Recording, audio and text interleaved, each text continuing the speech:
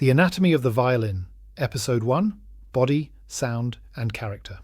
Welcome to the Stradivari Code, your podcast about the fascinating world of string instruments. In this episode, we delve into the anatomy of the violin, representative of an entire group of instruments, including the viola, cello and double bass.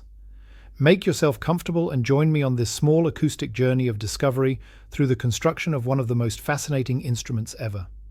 The violin fundamentally consists of three main parts: the body, the neck with fingerboard and scroll, and the bow, which we will discuss in detail in a separate episode. Today, let's start with the central element, the body, or the soundbox of the violin. It is a resonant, hollow body made up of several components. Another crucial component is the so-called bass bar, a conically shaped strip inside the violin. It is glued to the inside of the top plate to the right of one of the F-holes on the bass side.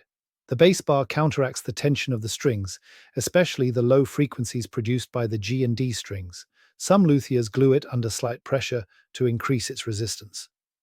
In earlier times, for example in the Saxony region, the bass bar was simply left in place when planing the top plate, a practice that proved unsuccessful, as such bars often couldn't withstand the later string tension and had to be replaced. Inside the body of the instrument is also the so-called sound post, a small round piece of wood often referred to as the soul of the instrument.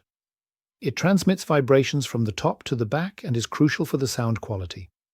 The sound post must be precisely fitted so that it conforms exactly to the curvature of the top and back. It is inserted using a special tool through one of the F-holes.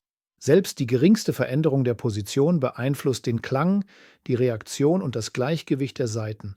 Setting the sound post is an art in itself and requires a sensitive ear as well as a great deal of experience. The F-holes, the two curved openings in the top, serve for sound escape, but they are much more than mere functional elements. Their design reveals a lot about the model of the violin and allows conclusions to be drawn about the style and even the maker's hand. Amati, Maggini, Guarneri, or the Stradivari model. Each has its own character. Experienced eyes can often determine the period and school of a violin just by the cut of these openings. Together with the corners, inlays, arching, scroll shape, and other details, they form a coherent overall picture. It is this artistic harmony that reveals to the connoisseur whether an instrument was masterfully crafted, even if it is over 300 years old. From the corpus, the path leads to the neck of the violin. It is usually carved from maple, often from the same wood as the body and sides. At the top of the neck lies the fingerboard, usually made of ebony, an extremely hard, smooth, black shimmering wood that withstands the pressure of the fingers and modern metal or nylon strings. Historically, fingerboards were made from fruitwoods, sometimes elaborately decorated with inlays. However, nowadays, ebony is the standard due to its durability. The strings themselves run from the tailpiece over the bridge and fingerboard to the tuning pegs, which are embedded in the peg box. Originally, strings were made of pure gut. Today, synthetic cores or metal strings are used, often wound with aluminium or silver. Pure steel strings, which produce too high a tension, have not proven successful and are now only occasionally used on inexpensive or small instruments. At the very top of the instrument sits the scroll, artistically carved, a true eye-catcher. It is often considered the signature of the luthier, comparable to a stylistic fingerprint. In the Baroque period, the scroll was a popular ornament, found in church architecture and furniture design of that era. Besides the classical spiral, in certain regions, especially in southern Germany, alternative motifs were also used, such as lion or female heads. No scroll is identical to another. Its turns, its depth, even the asymmetry between the left and right sides tell of the individual expression of the maker. Scrolls can appear robust or delicate, masculine or feminine, a subtle expression of character. The pegs in the peg box are conically shaped and serve to tune the strings. Für feine Abstimmung werden sogenannte Feintöner verwendet, kleine Schrauben, meist aus Metall, montiert am Steg. Especially for beginners and children's instruments, they significantly facilitate tuning. Advanced players often remove 3 of these fine tuners and tune via the pegs. Only the E string usually retains its fine tuner. The bridge plays a central role, although it is not firmly attached to the instrument. It is merely held upright by the tension of the strings. Its feet are precisely adapted to the curvature of the top to transmit vibrations optimally. The bridge transmits the sound of the strings to the body, flexible yet precise. A A well-crafted bridge is a work of art in itself and can significantly influence the sound of an instrument through minor changes in shape and cut.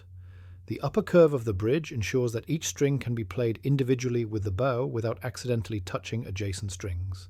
The 4 strings of the violin, G, D, A and E, are tuned in fifths. Jeder von ihnen trägt durch Material, Dicke und Spannung seinen eigenen Charakter zur Klangvorstellung bei.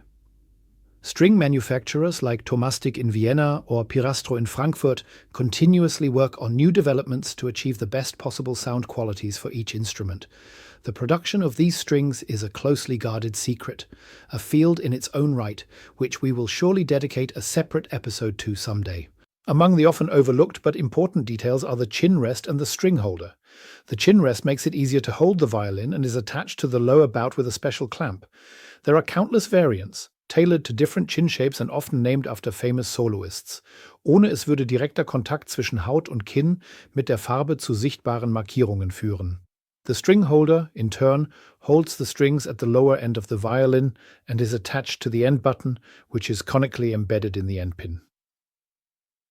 Fine tuners, as already mentioned, are small screws for precise adjustment of string tension.